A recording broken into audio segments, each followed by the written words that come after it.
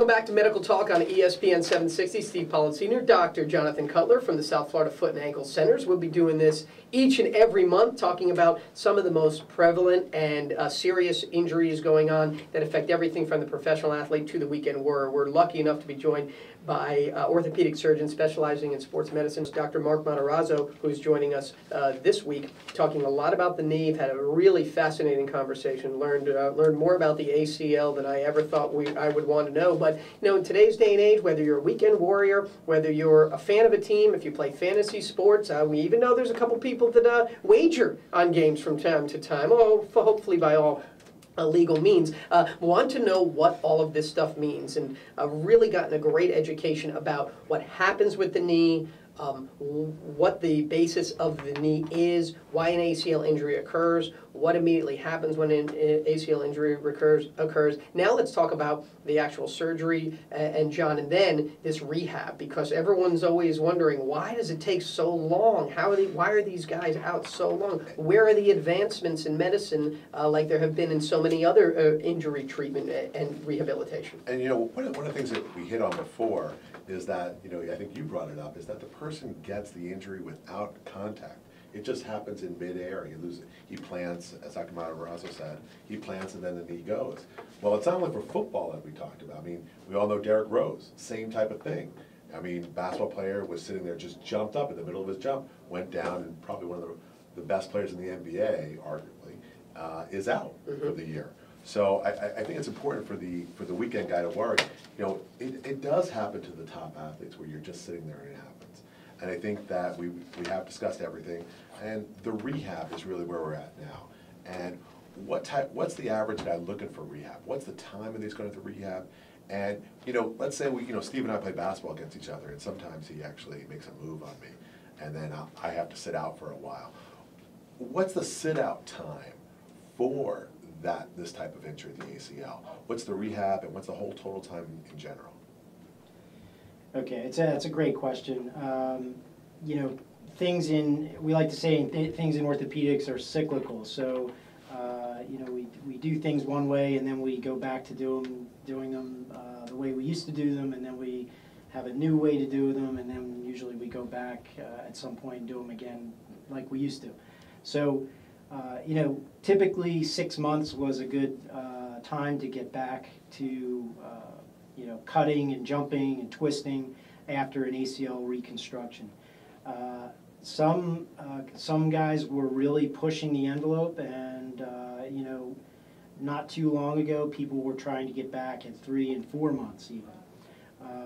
Now things are shifting a little bit more toward a more conservative approach.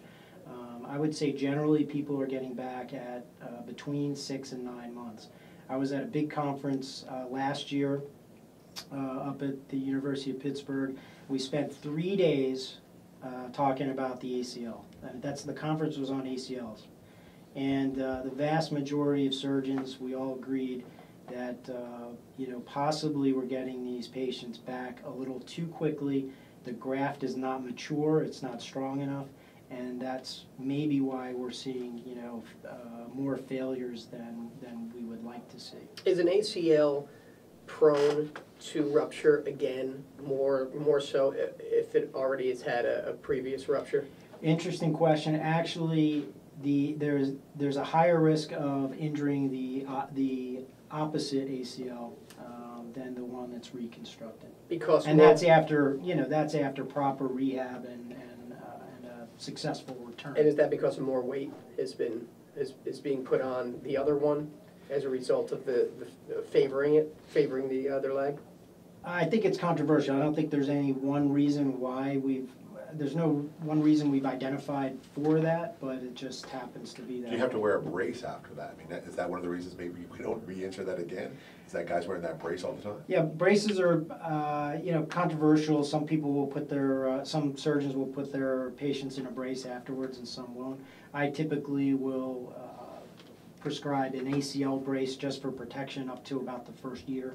And then after that, if things are going well, I'll allow them to get out of the brace if they so desire and they feel strong enough Dr. Matarazzo, take us into the rehab for a second, because you see stories on ESPN about the best athletes in the world, and they're struggling to do one leg extension at 10 pounds.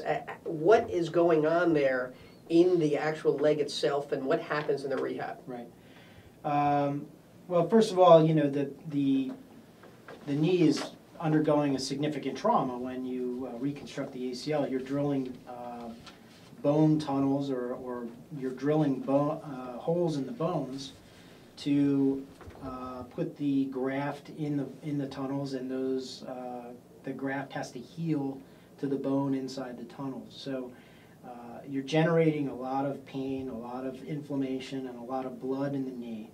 Once the knee fills up with blood or has fluid inside the knee, the quadriceps muscle, or your anterior thigh muscle, generally will shut down. In other words, the electric activity will be significantly diminished, and the quadriceps will essentially atrophy, or it'll soften and get smaller.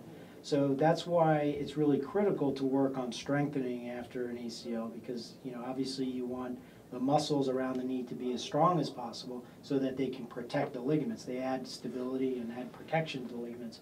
So, and it's very difficult to get that quadriceps back, and that's what a lot of the therapy is based on, and that's the aim of it. One other area, as we kind of move from the ACL, or staying on the ACL, but move to some of the more buzzworthy topics these days. John, you hear about microfracture surgery was the big one for a while. I remember Terrell Davis was kind of one of the guys that was most associated with never making the comeback when he was on the top of his game in the NFL. But now you're also hearing a lot about the stem cell therapy and blood spinning, and you've heard of names. Some of the biggest names in sports have chosen to go overseas for some of these procedures. Is it, John, they're just not, these procedures don't have enough testing to be approved in the U.S., and of course we want to hear Dr. Matarazzo's take on all that as well. Well, that's a hot topic right now, as you said. It's stem cell therapy, it's what they call PRP, platelet-rich plasma therapy, and there's all these different types of things that are going on. And I think what happens is, Steve, these are not studied that much in this country yet.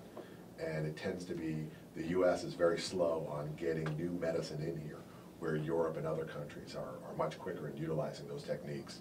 But I do know that PRP is big here. Stem cell therapy is big here.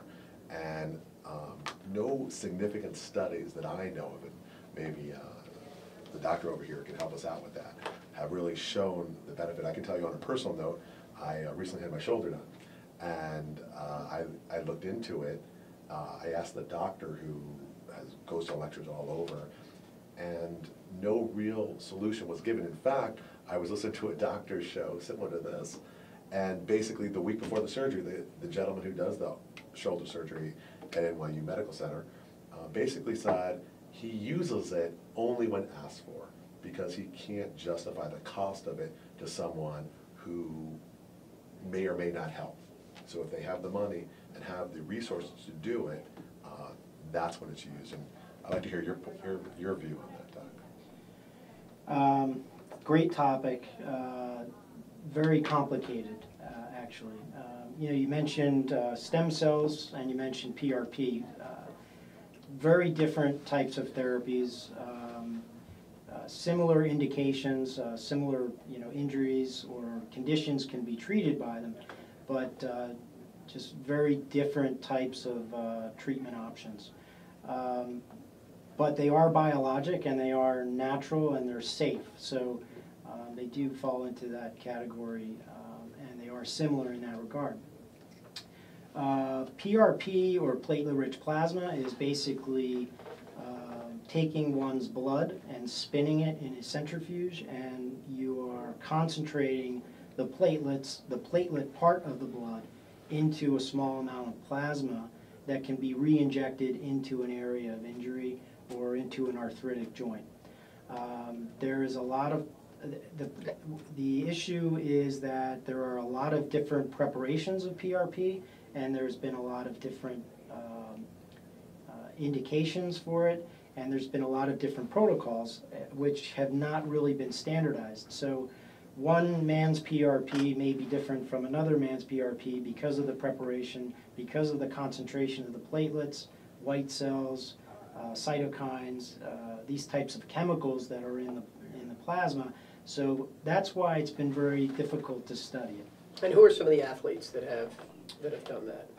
Well, probably the most known athletes have been going to Germany for what's called an orthokine procedure, which is where they're taking the serum of blood and they're incubating it to increase a concentration of a cytokine or a chemical in it that has a superior or a supposedly superior anti-inflammatory effect, and that's called interleukin-1 receptor antagonist. The problem and the reason they're going to Germany is because the incubation process is not allowed, it's not FDA approved in the US. So, and just, is it dangerous? Are there drawbacks or just not enough research? no, and in fact, some of the funding to research those projects came from the US. So it has not been shown to be dangerous in any way.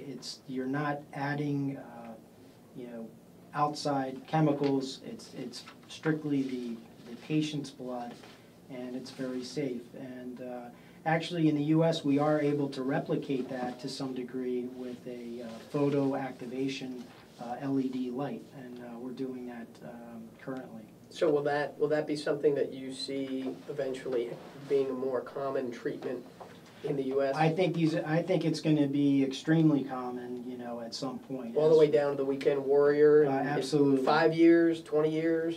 I think 5 years is probably a good number. I think we're going to make. I mean, there are multiple studies coming out every week and every month, and it's just a matter of sort of standardizing things, and we have to continue to study the molecular biology, and I think it's the wave of the future. It's one of those things that I think works for a lot of people, but we just don't know why yet. So that's the reason that the medical community is not going full force. And then I assume also you got insurance companies that are a big part of this, and we haven't really gotten into that. I don't think anyone wants to be reminded about where insurance companies weigh in, but I think it should be noted that is probably part of the holdup, is that these are all thousands and tens of thousands of dollars. I mean, I couldn't even guesstimate just what an ACL procedure, top to bottom, costs, rehab, hospital time, everything. You don't have enough time on the show to talk about that. Well, that's a great point. And just let me make this one point.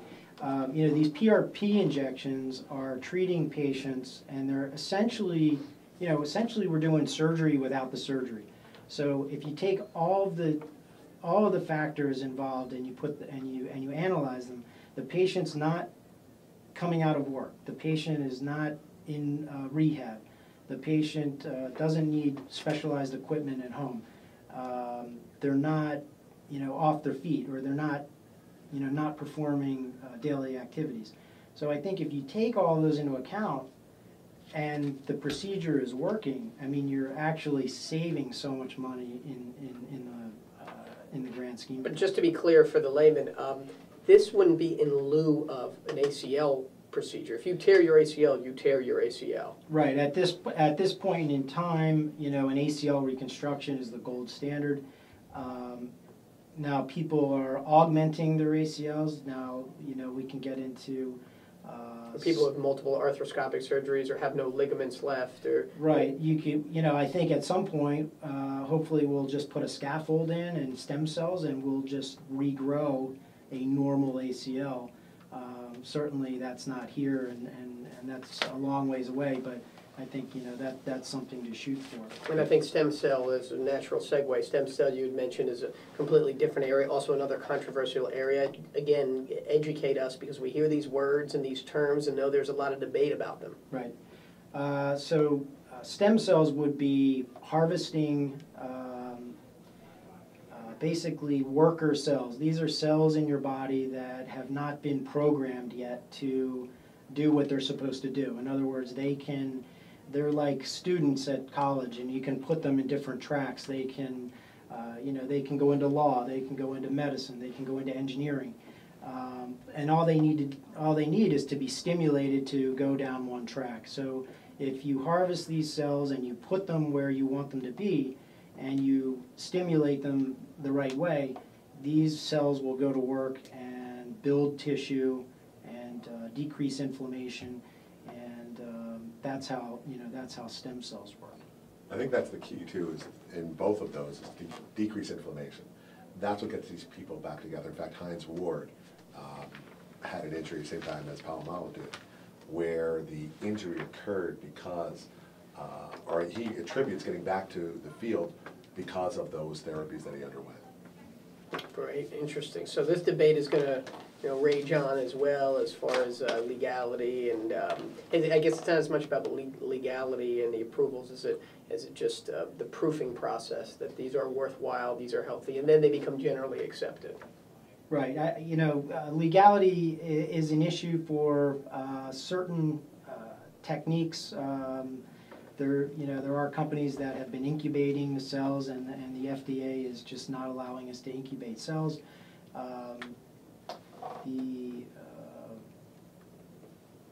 I think this could be almost a whole show.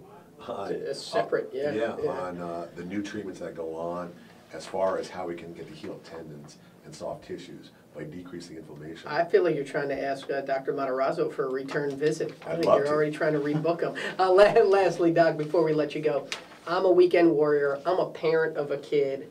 Are there some suggestions from a prevention standpoint, from a how to be careful standpoint, to ensure that you're giving yourself the best chance to succeed athletically without putting yourself in a compromising position?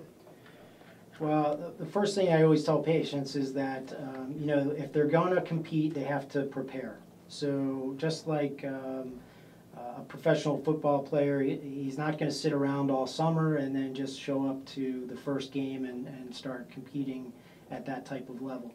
If you know you're going to compete, you have to work certain muscles that you're going to be stressing. You have to stay limber, and you have to prepare yourself for the stress that your body's going to take. There are prevention programs, and therapists are well versed in these types of programs, and they can put patients through certain exercises and re-education of muscles and landing mechanics, and these can certainly help prevent injuries going forward. Well, great. It's been really, really interesting today, John. Steve, I don't think we could have had a better first show. I agree. Or with a better person to have it come. I almost want, I don't want to jinx it. I almost want to hurt my knee just so I could go to Dr. Matarazzo. I'm with you. By the way, you can learn more about Dr. Matarazzo and everything that his practice offers at ocpbc.com. That's ocpbc.com. If you're local, it's 561-967-6500. So Dr. Matarazzo, really fascinating and very educational. We thank you for joining us today. Thanks, guys. I appreciate it. You were great. Good time. You were great. John, man, learned a lot today about the knees, everything from prevention to some of the terminology and what the future, and as well as what the future looks like. And I hope we'll both make better choices in how we prepare for our regular basketball games to the players we select on our fantasy football teams. I think you're right. I think the knee is such a complex joint, and I think Dr. Mazzarato brought it down so basic for us that we now can go forward and help try to prevent it ourselves with some of the techniques that he said, and hopefully we don't have to see him for that. I'd rather see him for other reasons than that. That's right. Well, thanks for joining us today, and we hope you'll join us next time on Medical Talk on ESPN 760.